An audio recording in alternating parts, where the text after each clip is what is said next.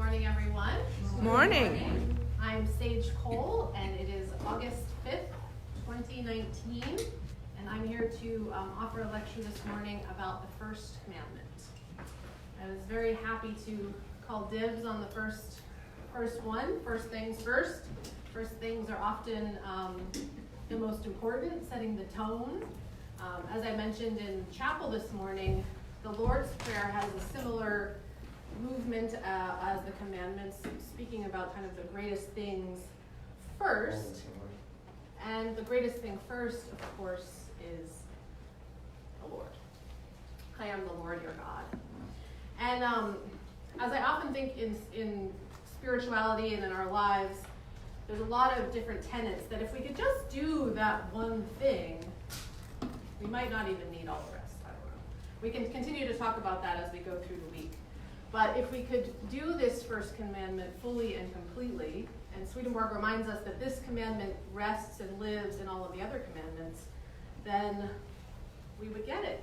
We wouldn't need to keep coming to camp other than to barbecue and visit each other and play, But we would be living out of that place that Gard spoke of in the first lecture, out of that deep place where God resides.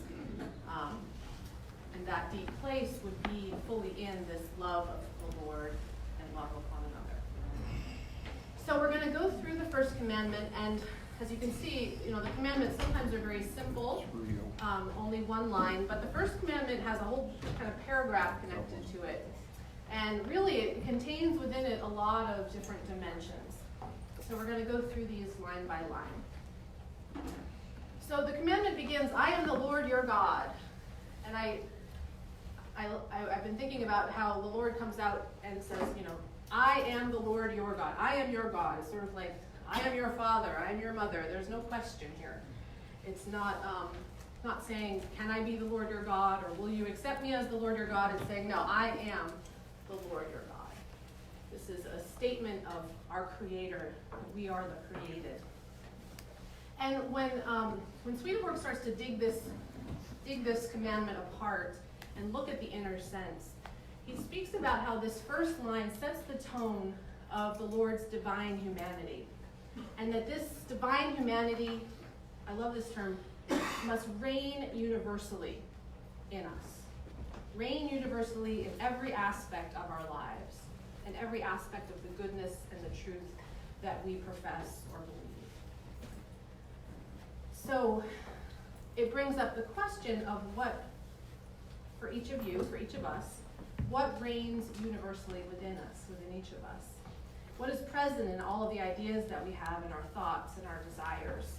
And ideally, what the commandments are teaching us is that which reigns universally within us should be God, should be the Lord our God. And everything that we have, everything that we are, is coming from this source, from this Creator. The commandment then, again, the Lord is reminding us, these commandments, as we know, are coming to Moses on Mount Sinai, to the Israelites who have just been freed from Egypt. So we again hear, I am the Lord your God who brought you out of the land of Egypt. And Bard touched on this, Ray speaks of this in his book. This is a reminder of how the Lord has been with us through all of our trials. And wherever we are today, I'm sure we've all faced trials. Anybody not had any trials? We've all faced trials. And so right off the bat, we are being reminded that the Lord is our God, is at the source of our being, whether we like it or not. That we are not the creator, we are the created, and that the Lord has been with us, freeing us from the temptations of hells that are inevitable in this earthly walk, the trials that we've faced. And then we really get to the you shalls and you shall nots.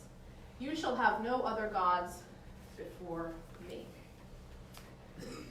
So this is bringing us back again to this first statement, that the goal of life, the goal of the spiritual path, is for the Lord to be what universally reigns within us, in every aspect of us. And that we shouldn't have anything in us reigning that is not coming from the Lord. Specifically, in the Arcana, Swedenborg writes this. This means that there must be no thought about truths from any other source than the Lord. So this is where we're going to stop and think about this for a little bit. How do we know when our thoughts or what we believe to be true are from the Lord? This is kind of like the $1 million question, right? This is the discernment of the spiritual walk. And Swedenborg has a lot to speak about this. He offers us several things, several ways of knowing if our thoughts, if the way we're living our lives are truly from the Lord. He says they do not have the Lord within them when we refuse to accept him or accept his divinity. So we know that our thoughts are not from the Lord if we don't believe in the Lord, if we don't recognize that there is something greater than ourselves infusing our lives. That the truths that we believe do not have the Lord within them if they're taken from the Word and interpreted in favor of personal dominion or personal gain. So we believe that the Word is from God, that it is holy, that it is full of deep truth. And I'm also probably pretty confident that we've all heard interpretations of the Word that we have not believed to be truthful, that have been harmful to people. And there's certainly a huge, long history within our Christian faith of people using the Word and interpreting the Word for personal dominion or personal gain, either as an individual or as a community, a Christian community seeking to be recognized as superior than other people. There's all kinds of ways that we could imagine that playing out.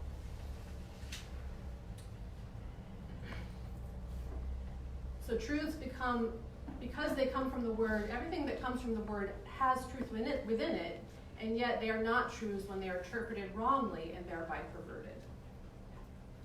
So that's sort of would everyone agree that's kind of an obvious statement, or that we can pervert the Word, that we can, it's like obvious, but then the question is, how do we know, right? Because when people are perverting the Word, they don't believe they're perverting the Word, right? I doubt there's a lot of people going around saying, I'm going to believe this is what's true because it's the best for me. It's usually very unconscious, right? Mm-hmm. This is what I believe the Word means. This is what I believe is true. This is what I've been taught. This is what I profess. This is what gives my life meaning, and so I am going to go out and live it. And they may be doing that and, going off on a white horse to ride a crusade and kill a whole bunch of people, and still in their hearts believe that it is true. And I'm sure we all believe that what we think about the Word is true, right? Anyone think their faith is maybe a little off? Anyone willing to concede that that's possible? I think it's incomplete. Incomplete. Okay, that's good. It's hard to know.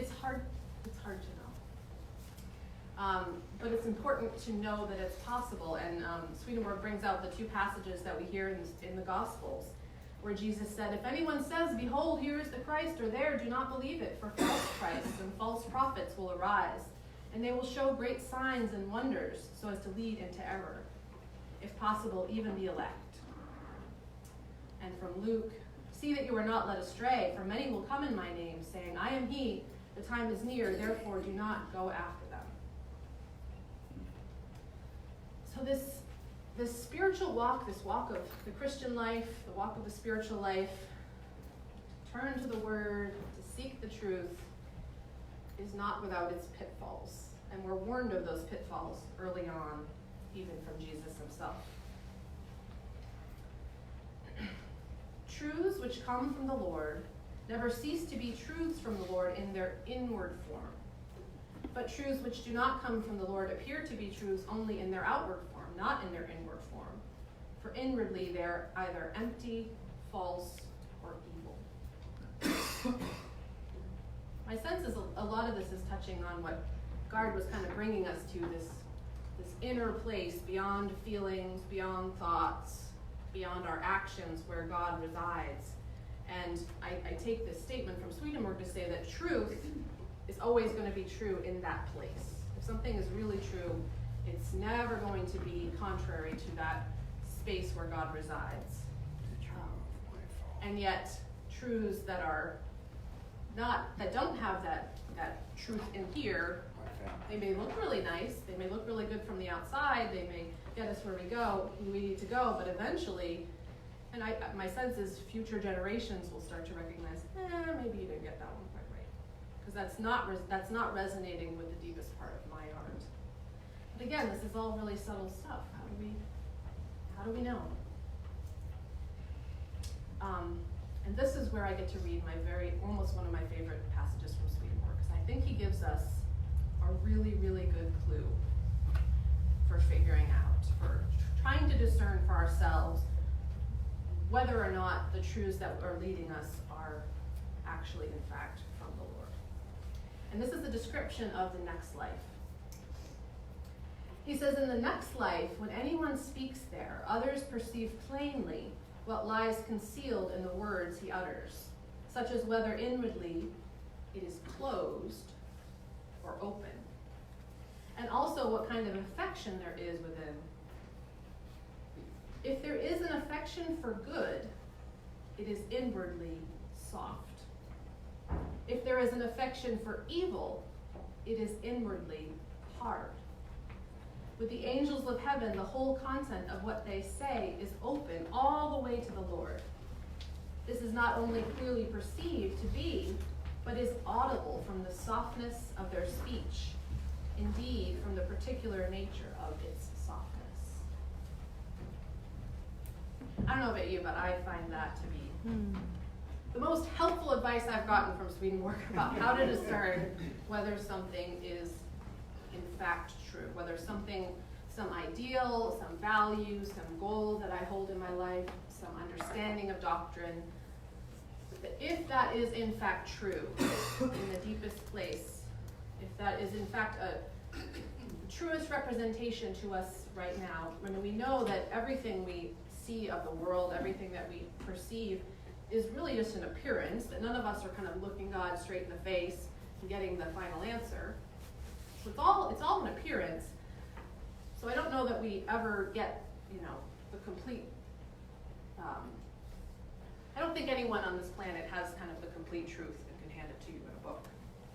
But we know that the truth, the appearance that we are professing and living in the world is true insofar as it has this softness inside versus hardness. If any of you do any kind of meditation or have spend any time in your own being in prayer, maybe some kind of a physical practice. I think the Eastern religions give us a lot of wisdom about how to get in touch with whether something is hard or soft. I don't know that that's something we can teach in a class. It's certainly not something we can learn about through kind of logical ordered steps. But I know for me, when I read that, it really resonates as true for me. I can sense in my heart when I am professing something that whether or not I have kind of a softness in me, or whether I am beating someone over the head about something, and in a harder way. And that experience of feeling that hardness comes in large part from my desires. I want it to be this way. I think you all should want it to be this way. Let's do it. Versus, this is what I see. This is what I believe. This is what I know. And I offer it without any kind of desire to control or conform others. I think this is a really big one. It's Arcana Celestia 8868. Mark it. Bring it home. Put it on your refrigerator. Say that number again, please. 8868. Paragraph 3. And it does, so he speaks about softness or hardness as a way of discerning. And then he also, again, as Gard brought up, we know this, but those which have life, those truths that we profess which have life, are truths of faith grounded in love to the Lord and charity towards the neighbor. So this is another way of measuring the way that we're living our lives, the values that we're professing, the things that we're carrying forward. Is this causing me to want to be of use to others, to love others, to care for others? Or are the truths that I'm professing, the doctrines that I'm professing, actually harming my neighbor? And this is one of those things that I just think is so vital to remember, because I mean, can you think of any generation where there hasn't been a church that has harmed people? I mean, I meet a lot of people who've been harmed by church as a minister. I meet a lot of people who have been very inadvertently harmed by church with doctrines that were coming from a very loving place, and yet were interpreted, were heard by a person as, and we're leaving that person out, or we're not respecting the integrity of that person for whatever reason. And I think it's kind of, as much as I love the Swedenborgian Church, and I'm very happy to be ordained in this denomination, in this community, and I believe we have so much to offer, I'm not going to ever presume that I couldn't also do something that would be hurtful. That we are always, every generation is charged with being attentive to how we ourselves may have that hardness within the truths that we profess. And I might invite you all to think about that a little bit. Think about whether or not any of the ideas or the things that are so vital to us, the doctrines that are so vital to us, do they leave people out? Do they not recognize the beloved nature of all beings in all their various diversity? And to ask that question and know that acknowledging that is not going to be easy. Acknowledging, and part of the reason I think is because our doctrines and our faith is so dear to us. It's what gives us confidence. You know, the way I see the world is pretty important to me. And when that is questioned, or when I start to see that I've been, you know, that maybe some people are perceiving my view as harmful, for one, it's going to hurt because I don't want to let go of my view of the world because it's been serving me. And it's also going to hurt because I can't possibly acknowledge, how could I be hurting someone? The shame that's involved in that is also a challenge. So we're going to get to this a little bit more as we go on. But hold on to that idea of softness, hardness, within the truths that we profess. So, you shall have no other gods before me. You shall have no truths that are not coming from the Lord. You shall not, you should recognize that everything we have is from the Lord. And if it's a truth that is made from your own intelligence, from your own self-intelligence, and you're holding that up as the truth, as the divine truth, you're breaking that first commandment. And then more specifically, you shall not make for yourself an idol. Sometimes it's a graven image, sometimes it's a likeness. This idea of idols is certainly very well known in the history of faith. We know the story of the golden calf. You know, we often think of idols as a statue or some kind of physical representation of God that we then look to as our God. And if you've read Ray's book, he gives some great examples of the way in which not just these religious symbols we can say, okay, this is my God and it's contained and I understand it, but that things in our earthly life can then become these idols if we lift them up above the Lord. And this is where I really love that this commandment is so long, because there's a lot to get into. Because it's not just you shall not make for yourself an idol, but you shall not make for yourself an idol, whether in the form of anything in heaven above, or that on the earth beneath, or that in the water under the earth. We love those three levels, don't we? And we know there's spiritual correspondence within each. So an idol that is in the form of anything in heaven above is a lot about what we've just been talking about. The idea of making our own doctrines an idol, our own understanding of God, lifting that up and saying that is the thing that I worship, not this God that is so elusive and mysterious and above all things and cannot be named, or that God that's so deep within me that God so beautifully tried to describe and yet is sort of undescribable. We're called to love that God first. And the doctrines that we have and the teachings that we have throughout history are pointing us there, ideally. And yet it's sort of, you've heard that image, do you worship the God that we're pointing to, or do you worship the finger that's pointing to God?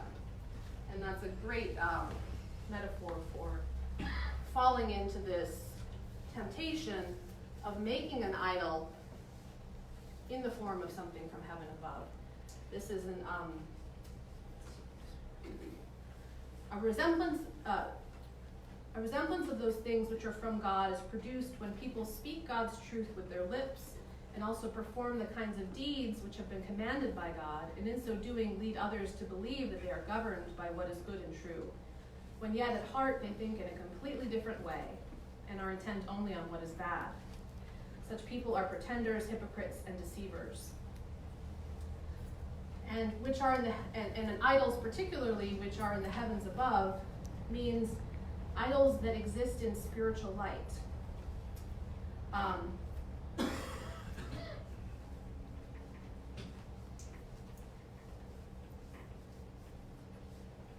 So these are aspects of faith and charity towards the neighbor and love to the Lord that simulate these virtues, but are not actually them.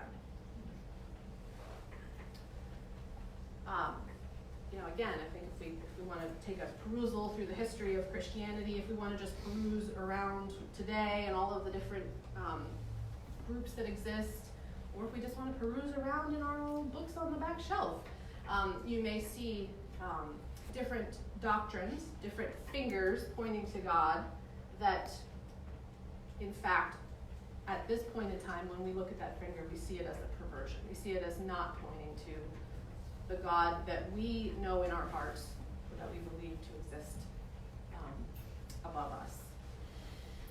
And I just think this one's pretty important. We talk about idols a lot. There's so much richness in talking about the things of, the world, the senses that tempt us. And I think especially as people of the church, it's really important to recognize how we can build those idols, not unknowingly, within our own profession of doctrine, our own understanding of doctrine. And just to know, I think, again, it's like first things are most important. Things of heaven are what precede. They are the things that are most important. And people of faith professing a doctrine that is actually harming others, that is not love of neighbor, that is hard, just can be so damaging in the world. And damaging because it's damaging a person's connection to God. It's probably we're going to hear about this later in the week. It's doing murder. It's taking away someone's spiritual life. So, heaven above, no idols. Earth beneath, no idols out of the earth beneath either. So, heaven above has to do with those things that are of God that we solidify and make hard. Those things of the earth, we could imagine from things of the earth, I think of as government, morality, ways of society, how we construct ourselves as a society, how we communicate with one another. If we make idols out of these things, we are breaking this first commandment. Feigning and simulating these virtues is making a likeness of those things which are on the earth beneath. I certainly can think of, so it's very easy to identify this in other people, but I can certainly think of ways that society has constructed itself and name this is what's good, this is what's right, this is what's true, in a way that has been incredibly damaging to a whole portion of the population. And there may be these things in our own lives as well. Idols that we create out of what some of what we were talking about in the earlier lecture, I have to do this thing, or this is what's here and I'm angry about it. There's so much, there's a lot of work to be alive. There's a lot of work to be operating in the earth. And we may lift up things and feel like we have to do them and actually feel like God wants me to do this, I must be perfect. I must be the fastest. I must be beautiful. I must be, better than other people, whatever it might be. when that goal or that thing, that earthly thing that you've lifted up as the most important thing, and even maybe believing that God is sort of with you in this and wants this from you, and yet it really has become an idol for you. There's a hardness in you as you are seeking that goal or that living that path of life. And then the third level are the idols that we form under the water below, the water under the earth. A little bit funny geography, right? Because water is not really under the earth, that's lava. But anyway, water. So again, thinking about correspondences, heaven's light, earth is lit up by the sun, the earth's natural light, and water, especially as you get down to the depths, we have less and less light from heaven. So those idols that we form under the water are those real, those idols of true, they come from our bodily senses, our bodily desires. Those which come below the ones that exist in the natural light. These are the things which come to be known most directly from the experience of the outward senses and the delights accompanying such knowledge. These are connected with the level of the bodily senses. I think a lot of the idols that we talk about, loving, having an addiction that we are really committed to, having a passion for perusing the internet instead of being with our family, whatever, there's a lot of ways in which this world, which is full of stimulation and enjoyments, can create idols for us, things that we do above all other things. And I often think of those as being associated with these idols of the water under the earth. These are obsessions and commitments that we make almost without thinking. It's just our body's desires. It's our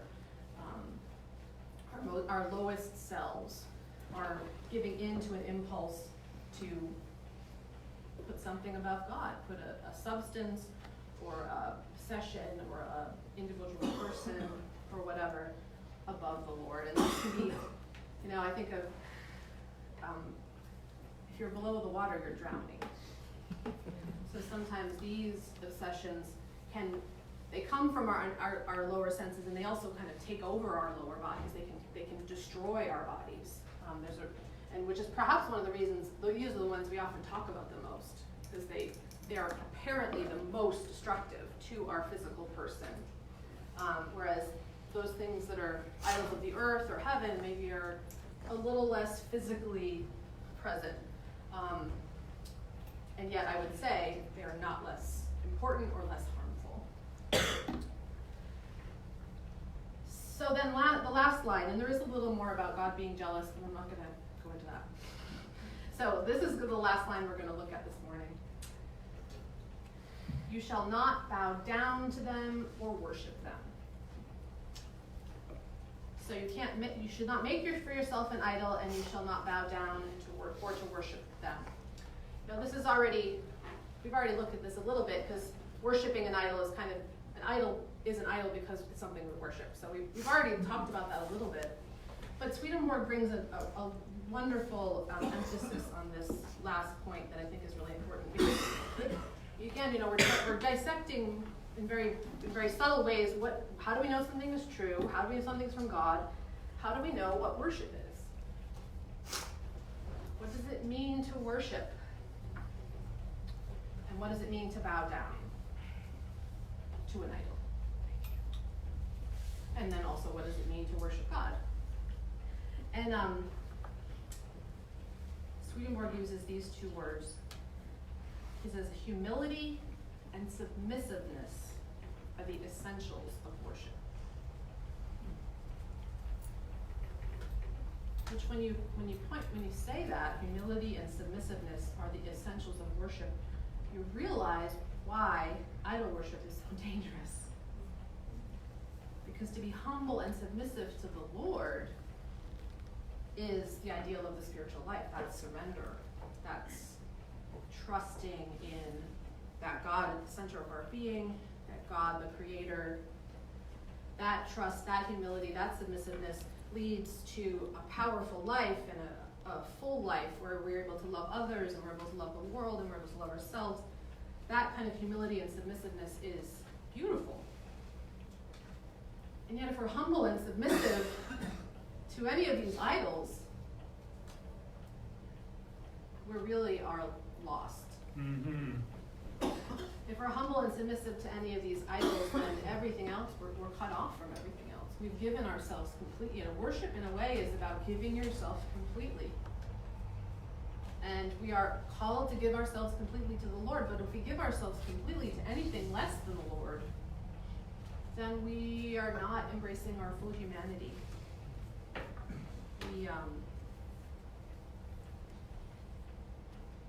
I think you know what it's like. It's not good.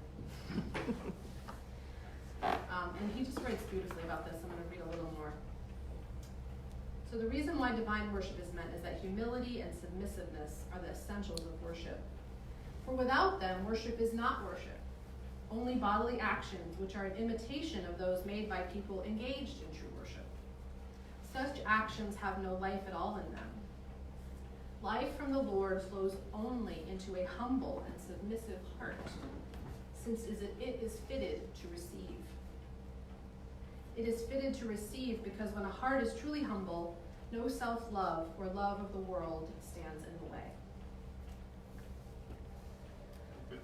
I find it very powerful that the precariousness of this, how much we are called to be humble and submissive to the Lord, and this is how we are most receptive to the Lord's light. And yet if we get it off a little bit, if we're humble and submissive to some idol that is not the Lord, what a different life, what a dangerous kind of, speaking of balance, a dangerous imbalance can exist when we fall prey to this idol. And perhaps it's one of the reasons Jesus said, the path is wide for those who are stumbling, and it's narrow, that it's a narrow path to heaven, that nothing is enough other than God first. Everything else is making our lives small and destructive. And humility and submissiveness are powerful attitudes toward life, or powerful ways of being in the world, and they also make us very vulnerable. We talked about vulnerability yesterday at my workshop. We are all very vulnerable beings. We have these beautiful bodies that can be harmed and that will deteriorate and die. And I think we have vulnerable hearts and vulnerable minds. And certainly we can see how cults or fads or lots of things can pull us in certain directions, and we want to submit. There's a part of us, I think, that wants to submit, that wants to be given the truth, to know that or to be able to just sort of believe that we're on that right path. And so we are vulnerable to, like Jesus said, people who say, "Behold, here is the Christ," or "There, for false Christs and false prophets will arise, and they will show great signs and wonders, so as to lead into error. Do not be led astray." There's a lot of ways to be led astray, and I think in part that is because of this vulnerable nature that we have within us. This humility and submissiveness that we're called to carry, that is sort of inborn in us, so that we will be humble and submissive to the Lord. And yet it's easy to fall prey to those who would show those great signs and wonders and make it sound a little bit easier or simple. And that's probably why I am ordained in this church. We don't make it simple, and that's good. It's not simple. It's complex, that process of surrender. And it's mysterious, like softness and hardness, or openness and closed. It's to know that we are surrendering to God. Only we can really know that. And it's a humble knowing. And I would say that maybe one of the safeguards to not being led astray by these false Christs would be to have that openness, to have that softness, to never fall into a belief or such a hard, fixed idea of the truth that we are not willing to have our minds changed, to have our thoughts questioned or our directions questioned. And maybe the first sign of our idol worship is making anything hard, which again is a sort of a great correspondence of an idol. An idol is a statue or something that is fixed and hard. And a statue is fixed, it's hard, it seems so permanent, but obviously in the span of time it will not survive. It will disintegrate. It's made of stone or something of the earth. So I'm about to end. I think I just want to end with one thought, which is,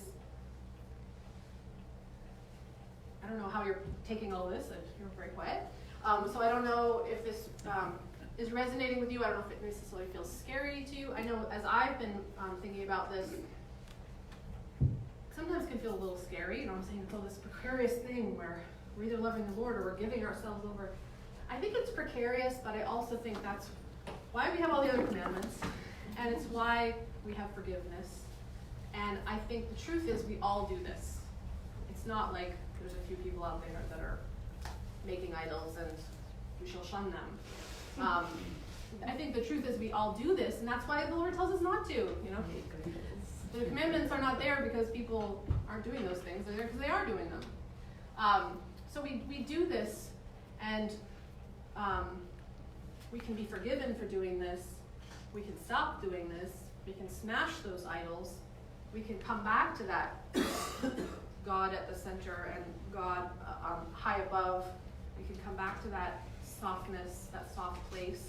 I hope you've all had that experience of having your heart softened and being so sure, having this hard relationship and being really stuck, and then that moment of softening that can come. We can come back to this, and so I think getting in touch with that feeling that we have is one way, and then very simply thinking about others, thinking about the neighbor and how we are we living our lives looking to love people?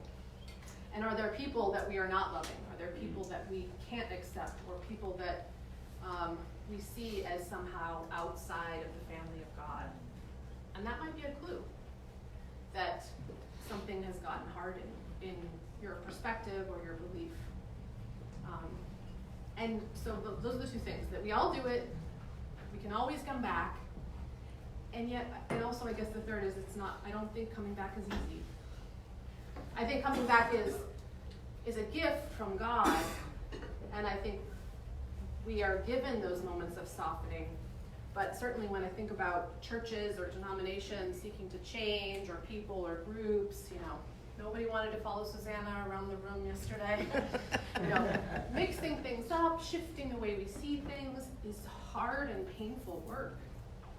Because we love God so much, and we need the guidance of our doctrines, and we can't throw it all away. So it's subtle shifts and changes, and it's painful to acknowledge that we've been hurtful to others.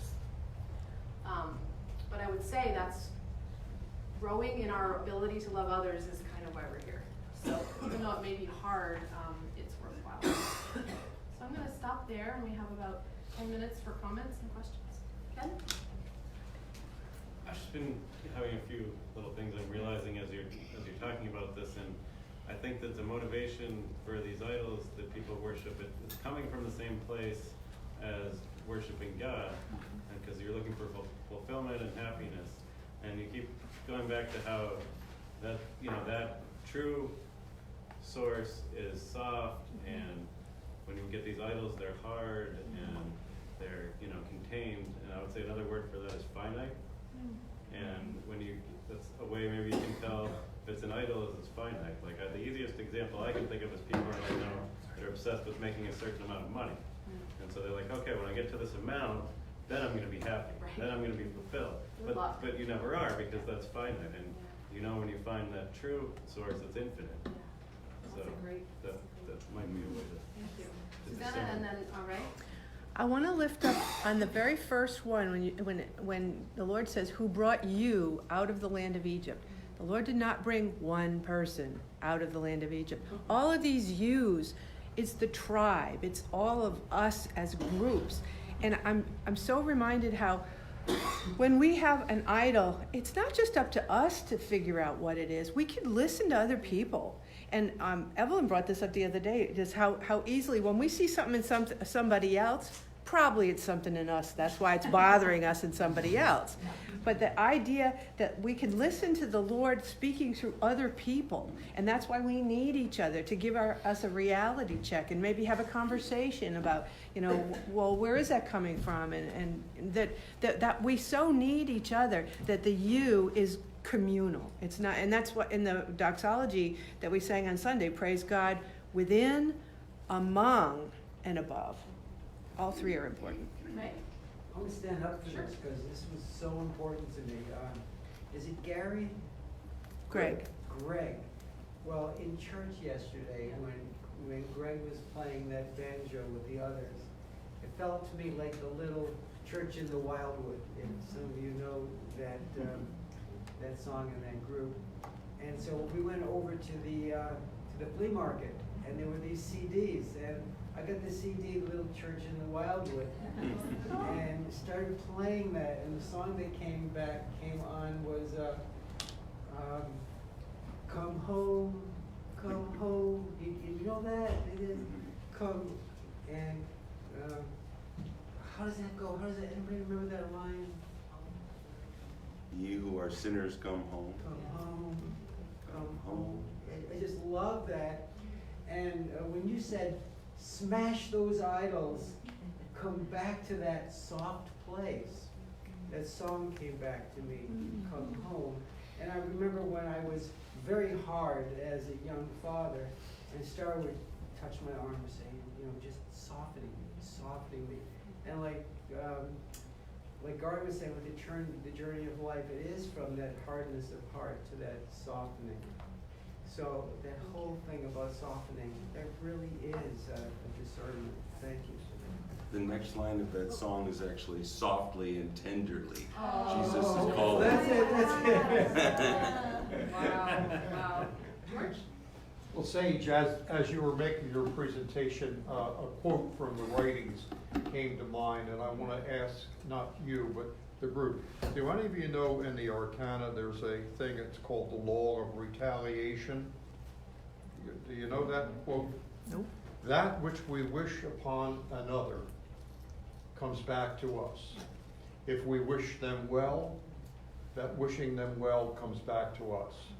Well, when I think of the Lord, He never looks at anybody with the idea, I'm going to crush you, I'm going to make you a crispy critter. He is, I wonder how I can lift you, love you. So for me, I want to have the law of retaliation. I want to follow the Lord. I want to love my neighbor. I want to do the best I can, not because that's going to reward me, but I want that softness coming. So the law of retaliation is not a thing, it's a reminder. Love the Lord thy God with all thy heart, and it's going to come back. So I love that little law of retaliation. I think we need to be reminded about it. David? Yes, your hard and soft remind me of something I've heard and believed as far as when you have thoughts competing in your head, you're trying to make a decision. The hells are loud and yell, and if you hear a loud voice or a strong urge in your mind, it's probably the hells. The heavens are soft and speak softly to you, so it can help you make a decision as far as what you're hearing or experiencing in your mind or soul. I love that. That's great. And actually, I didn't read this, but in the same section I was reading, he talks about, so it's all about what is reigning universally in a person, and that what reigns in the universally in person is what attracts the angels or the spirits to us. So the kind of spirits or the kind of angels who are present with a person are determined by the nature of what reigns universally in him. So not only, we always have the balance, but we also begin to commune with those heavens and those communities that are expressing either this love to the Lord or potentially these lower idols. It seems that the Muslims do all of these things better than anybody. That's, well, then they physically don't create idols because of that, right? And they also bow down 5 times a day and submit in Continue to submission. submit. So maybe we need to just look at them differently. I just wanted to, sometimes we can misinterpret our hardness. My hardness yesterday for not following Mom around was, first of all, a person that hardly ever sits next to me that I love dearly sat to my left finally. And the other thing is my knee was bothering me, so. It was a silly Don't example. I interpret- actually didn't go either because I knew nobody wanted to sit with my children. Don't misinterpret the Yeah. hardness. No, My no. hardness is No. softness. Well, and that's a good point. I just wasn't prepared. Right, well, that's a really good point, I think, about how we deal with hardness and softness, is interpreting another person as hard is another way of being hard yourself. Yeah, I just want her to know that I was Okay. okay. Do you have anything? I want to just topple on top to David about the hard and the soft. Yeah. That it's also blowing my mind that, yeah, I want to be soft, but the truth is hard. It's a hard thing to, you know, we're all caught down here. And taking that step, it's hard. It's hard. But it's good to But know it's that if I'm soft within, Yeah. while I'm dealing with it. I love what you just said. I just love the correspondence of clouds. That the Lord's truth is hard. But you know what? His mercy is represented, that's why I love the new church. It gives me a correspondence of clouds that is not somebody else's idea, but given by the Lord. And the idea that the clouds are mercy. When you're sitting on a hot beach and you're hot and a cloud goes by and gives you that Gives you a break. relief, it's like truth and mercy. Just quickly, I like what Dean was saying, except I'd make one small adjustment, that the truths are soft. It's accepting and getting your head around it that's hard. It's the receiving it. Taking that leap is Receiving it. hard, but the landing is soft. There you go. David? Well, the truths are hard and they're dangerous without love. With love and truth equal wisdom, but just truths on their own are very hard and they can be very dangerous wielded by the wrong people. Right, and maybe it's the smashing of idols that is painful. I mean, and when I think of my life and the biggest kind of growth moments, it's often been like, no, that's gonna be the worst thing in the world, and it's so painful and so hard. And then it happens, and it's soft. There's some softness after it finally happens, because now nothing can happen to you anymore, and you realize what's beneath that. So yeah, it's hard and it's soft. Anything else? Because you need something hard to smash something, right? So you It's can't- true, that's true, you You can't need that just, hard you can't hammer of softly truth to smash smash it. that idol, right? Well, and it really gives us a great way to deal with a lot of the scripture that's so violent, you know, the smashing of idols and the destruction, you know, it's So maybe the ugly and truths are, painful, and yet life can be that way. there's a hard edge to the truth, but the heart of them is soft. Like a Tootsie Pop? Yeah. Sorry. Go ahead, Ray. Tootsie Pops. Yeah.